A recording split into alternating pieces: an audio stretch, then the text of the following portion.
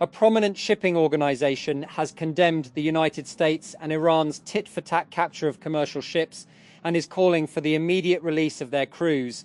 In an interview with Al Jazeera, John Storpert, Marine Director of the International Chamber of Shipping, said seafarers must be allowed to go about their business freely and without persecution.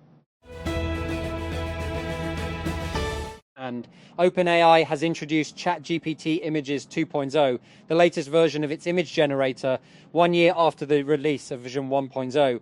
The new system adds thinking capabilities and focuses on automated visual creation for more advanced tasks.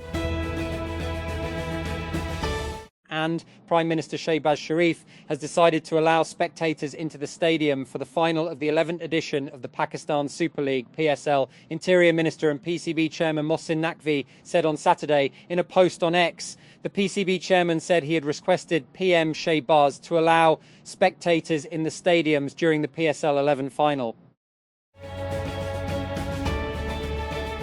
That. Jurors at the Venice Biennale International Art Exhibition said on Thursday they would not consider artists from countries whose leaders are facing charges at the International Criminal Court, an apparent reference to Russia and Israel. The 5 jury members who will select the winners of the Golden and Silver Lion Awards among the 110 participants said they felt compelled to commit to the defense of human rights as part of their role at the event, which opens on May 9. That President Asif Ali Zardari will visit China from April 25 to May 1 with a focus on economic and trade cooperation, as well as the China-Pakistan Economic Corridor, CPEC, the Foreign Office said.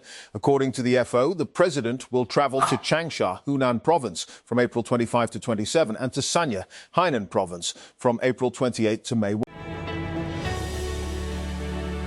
And the Los Angeles Lakers, fueled by 29 points from LeBron James, beat the Houston Rockets 112-108 in an overtime thriller to take a 3-0 stranglehold in their NBA playoff series. James, the 41-year-old superstar playing in his 19th postseason, came up with a steal and a game three-pointer with 13.6 seconds left in regulation on Friday. And the U.S. Senate will vote as soon as next week on a Democratic-led effort to prevent President Donald Trump from launching an attack on Cuba, Senate aides said on Friday. Responding to the Republicans' threats to take military action against the island, Democratic Senators Tim Kaine, Adam Schiff and Ruben Gallego introduced the Cuba War Powers Resolution last month. Under Senate rules, the Senate's Republican leaders must allow it to come up for a vote. And Prime Minister Shehbaz Sharif has decided to allow spectators into the stadium for the final of the 11th edition of the Pakistan Super League, PSL. Interior Minister and PCB Chairman Mohsin Naqvi said on Saturday. In a post on X, the PCB chairman said he had requested PM Shehbaz to allow spectators in the stadiums during the PSL 11 final. That.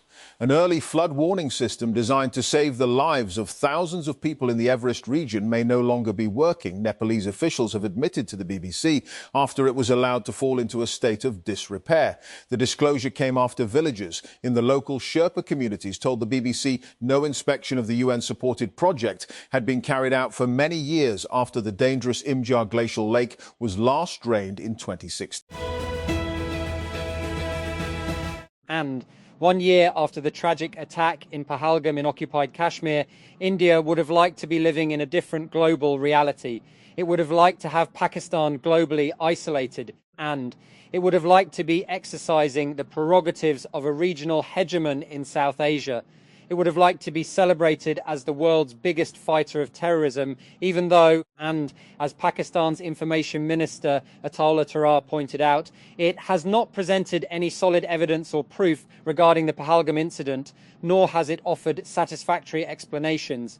None of these things has happened. And Pakistan is being celebrated as a peace broker in a gnarly conflict. India has become regionally sidelined in the midst of a major conflict in West Asia, and New Delhi's support for terrorist activity in Pakistan has not gone unnoticed. And so India is doing what India does best under Modi, pretending that it lives in the reality it desires rather than the reality that exists. Speaking on April 22nd, 2026, the anniversary of the attack, And BJP leaders spoke as if Operation Sindoor, launched without providing proof of an alleged Pakistan connection, was the best decision in India's history.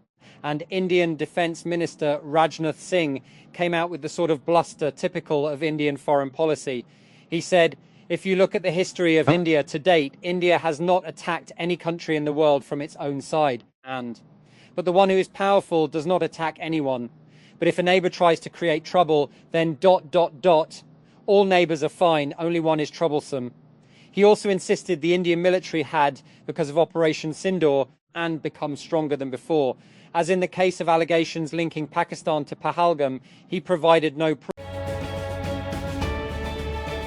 And Peshawar, Khyber Pakhtunkhwa Chief Minister Mohammad Sohail Afridi on Friday warned of reassessing the provincial government's current approach and discontinuing cooperation with the federal government over delay in hearing of cases of PTI founder Imran Khan. If such trends persist, our provincial government may consider discontinuing the option of a boycott. The Chief Minister told a cabinet meeting.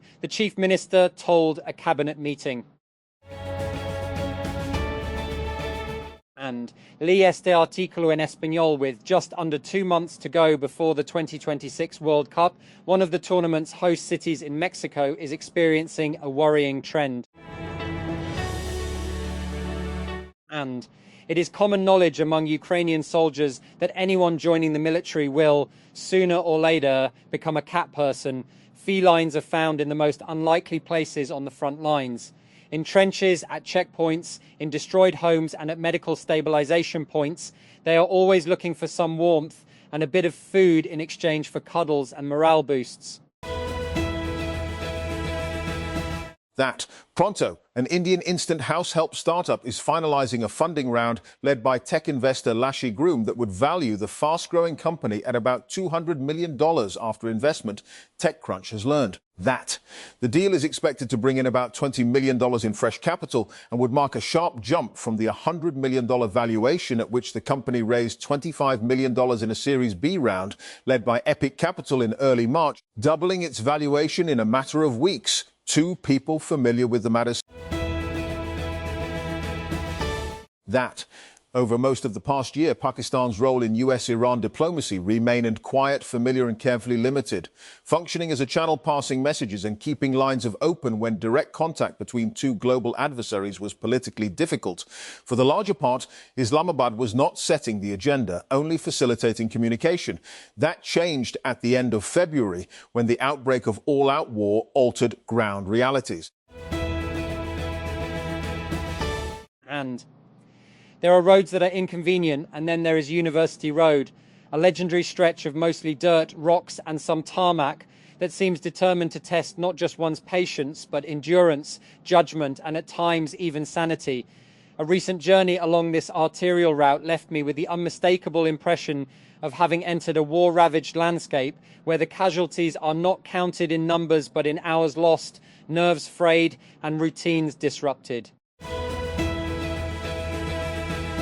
And the United States is discussing currency swap lines with other countries, including Gulf and Asian partners, Treasury Secretary Scott Bessent said on Friday, after a number of allies sought help in dealing with fallout from the Iran war. Bessent has not identified the countries making such requests, but he said the swap lines would be helpful to both the US and other nations. And OpenAI CEO Sam Altman has apologized over his company's failure to warn authorities about the concerning online activities of a teen who went on to commit one of Canada's worst mass shooting. Jess Van Rootselaar, 18, went on a shooting spree in Tumbler Ridge, British Columbia on February 10, killing 8 people.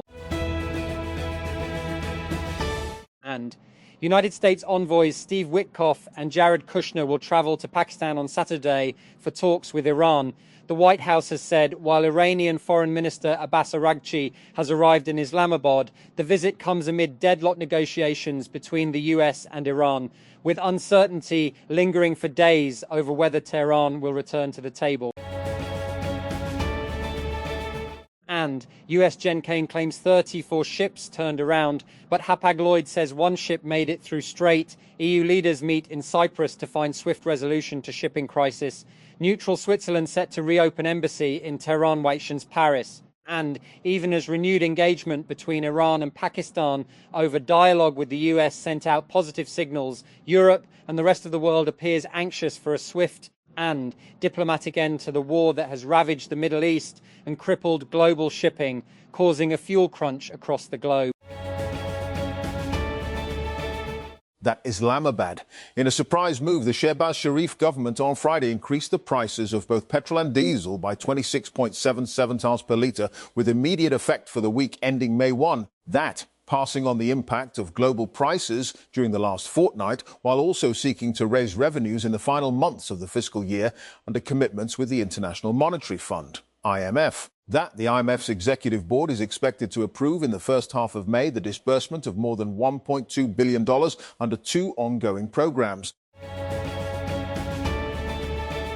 And multi-agency report says over 9 metre Pakistanis face crisis conditions. Another 1.7 million in the more severe emergency category. Notes devastating monsoon rains, severe flooding wiped out crucial cropland and livelihoods. Warns global hunger remains at critical levels amid conflict, drought, aid cuts. Outlook for 2026 remains bleak, Islamabad. And Pakistan remains one of the 10 fragile countries where global acute food insecurity is most concentrated, according to a UN-backed report released on Friday. And as intensifying climate extremes and persistent economic challenges continue to strain the nation. And it's become a joke through gritted teeth these days in EU circles that whenever leaders meet, as they did these last 2 days in Cyprus, expecting to discuss practicalities and such as the new EU budget, they get railroaded by yet another crisis. There is the ongoing energy crisis provoked by the US-Israel war on Iran, Russia's aggression in neighbouring Ukraine now in its 4th year. And this Friday morning, and souring relations between Europe and the United States, along with a potentially devastating defence impact, reared its Medusa-like head again. And the recent surge in fuel prices due to the war in Iran has spurred demand for electric vehicles around the world, and Chinese car makers are making the most of the opportunity. China is the world's top producer of EVs, and while its manufacturers remain largely shut out of the major car market of the United States, they are benefiting from an uptick in interest and orders via dealerships across Asia and elsewhere. And the National Database and Registration Authority, NADRA, has introduced an automated system aimed at improving public access to identity card services, allowing citizens to complete applications through self-service kiosks. The facility has been launched at the NADRA Mega Centre in Lahore, where 22 counters have been designated for the new system. And the Lahore Development Authority, LDA, has introduced a new policy aimed at providing relief to property owners in cases related to access area penalties. Under the revised policy, penalties will now be calculated based on the property rate at the time of plot allotment instead of the current district collector DC rates. And Punjab's provincial cabinet has approved a significant increase in the cost of obtaining a domicile certificate, raising the fee by 175% as part of a broader move toward a fully digital and paperless system. Under the revised structure, the total fee has increased from Rs 200 to 550, including 200 as the base fee, Rs 300 for the e-affidavit, and Rs 50 as a service charge. And Punjab's educational boards have increased the number of exam opportunities for students who fail, raising the limit from 4 to 6 attempts. Under the new policy, students will now be allowed to take exams up to 6 times within a 4-year period. This change will be implemented starting from the 2024 annual examinations. And authorities in Sindh have intensified enforcement against tenants and landlords who fail to complete mandatory registration, warning that non-compliance could result in arrest and imprisonment. Under the new measures, living in a rented property without proper registration may lead to serious legal consequences. Both tenants and property owners could face jail time if they do not comply with registration requirements.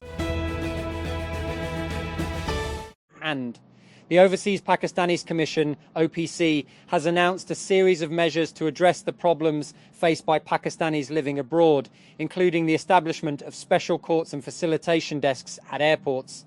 Under the new plan, separate courts will be set up in every district to handle cases specifically related to overseas Pakistanis.